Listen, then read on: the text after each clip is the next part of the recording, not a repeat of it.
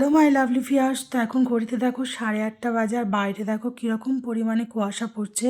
তো দুদিন ধরে দেখছি খুব কুয়াশা পড়ছে, সকালে উঠতে ইচ্ছা করছে না, এত মানে কুয়াশা ঠান্ডা। তো যাই হোক কোনো রকমে উঠলাম, উঠে দেখো ব্রাশ করলাম, ব্রাশ ট্রাশ করে এদিকে জল নিয়েছি।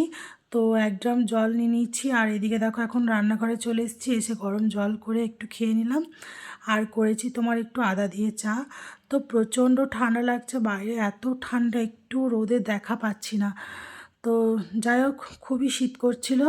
তো যা একটুখানি লিকার চা খায় আদা দিয়ে, কেন এখনও দুধ দিয়ে যায়নি।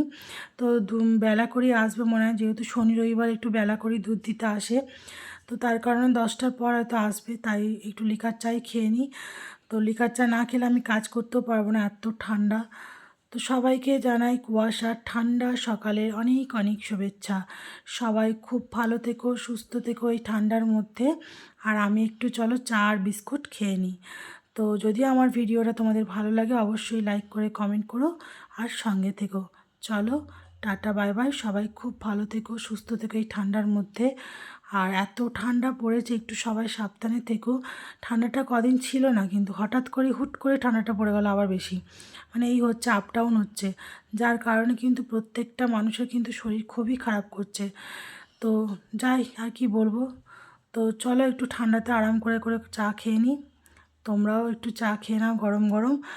আর ব্রেকফাস্টের আবার তৈরিও করতে হবে, ডোডোকে ওঠাতে হবে, অনেক কাজ আছে। চলো টাটা বাই বাই।